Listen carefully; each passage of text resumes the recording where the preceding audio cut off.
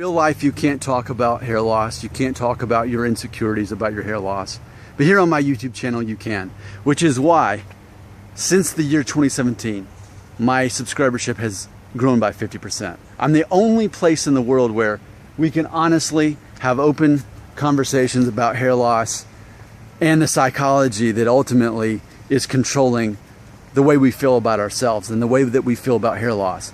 Now, I made a video yesterday called "What percentage of your value is your hair?" which I believe is a fundamentally important question that you need to ask yourself if you're concerned about your hair loss. Someone named Mark Cloak had this to say in the comment section, quote, "Hair loss affects the average looking man most that is single. I'd put money on the fact that most of your viewers are lonely, single men losing their hair," end quote. Let's sort that out. I mean, what I don't know for sure, and I don't really need to know, is if anyone out there watching my videos is lonely.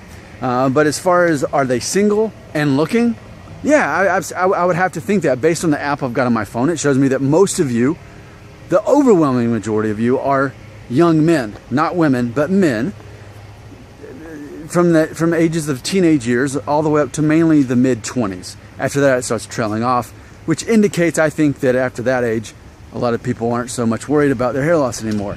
But during that age when you are concerned and you really are worried, as I was, as I noticed that I went from Norwood 1 when I guess I first noticed it when I was 19, and then I realized by age 21 I had already started getting into Norwood 2 territory. I thought, well, when's the next one happen? You know, am I going to be bald or greatly losing my hair by age 30? What's going to be my story?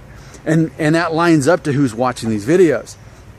I don't know that it's accurate to say that people are lonely, but to say that they're single and they're concerned about their hair loss, as that would affect their ability to be found attractive by the opposite sex, I'd say that's absolutely right on, what keeps bringing that particular demographic back, which is why I have value to your life, because I'm here to unpack those things that if you leave it up to your own brain, you'll go insane. You'll go anxious and you'll become depressed and you'll focus on everything through that lens. You need somebody like me who's level-headed. I'm not saying you're not level-headed, but I'm saying we all have this mirror version of ourselves, this shadow self that is going to cast the worst version of reality on what's going on, the bully in the mirror. So it's what I want to kind of do is take a flashback. Back to when I was in my early 20s, like 2002, was when I was 21, and I really noticed, okay, Norwood 2, I didn't know the name of it, but I knew my hairline was going up, and I thought, you know, when does this end? When will the hair loss end? And here's what's funny about me at that time. At that time, I was like you. I was single, and maybe I wasn't like desperate to get a girlfriend or whatever, but obviously I was keeping my eyes open. But what's funny is my insecurity wasn't my hair. My insecurity was, I think, personally, and maybe none of you can relate to this, I don't know. But for me personally, I walked into a spider web just then. All right, that was itchy but not scary. Because as a masculine man, I am not afraid of spiders.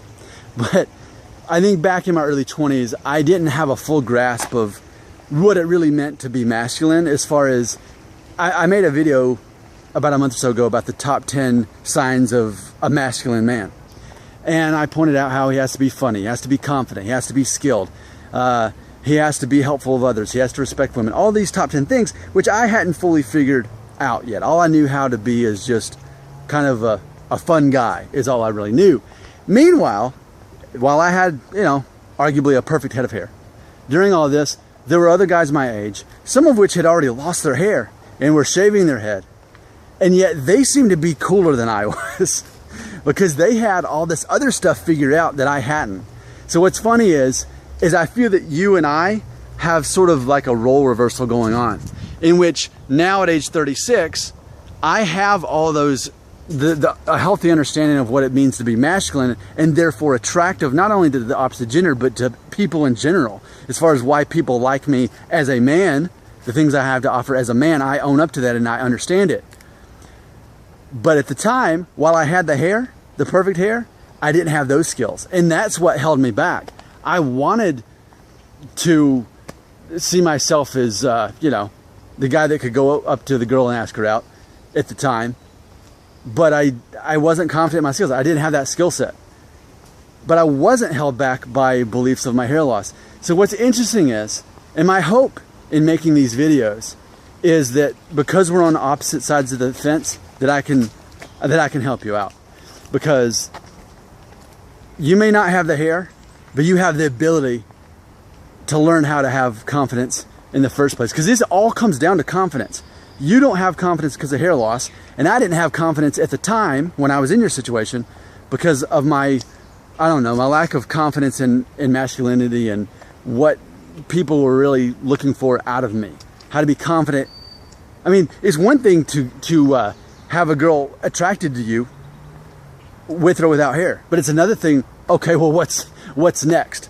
How do I not be an immature guy that runs off a girl? Because ultimately, I think that was what I'm trying to get at. I was probably that guy. I was just not mature enough as a guy to do anything beyond know how to be perceived as attractive to a girl.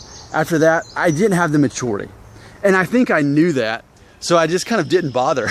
I'm like, nah, I'm too immature. What's the point? So for me, fortunately, things lined up perfectly by the time I was age 25 that I gained just enough maturity. I met the perfect girl, and you know, now we've been married, next month makes 9 years, but those things had to line up. And the funny thing is, I know that a lot of you are worried about your hair loss and your hair thinning or whatever it is. The real thing to be worried about is your maturity level. And I'm not trying to be insulting, but I'm being honest. If your maturity level is higher than most of the guys, that's really the advantage you have. Now, I've said confidence a lot, confidence level, but maturity level, man, girls are looking for a mature guy who's there. He's obviously confident, but he's mature. So if only I was mature back when I was 21, and here you're thinking, if only I had hair. Well, I say, who cares about the hair? It's about being mature. Because I knew that I was too immature. I knew that. And now I've had the life lessons, now that I'm in my mid-30s, where that overrides everything to begin with.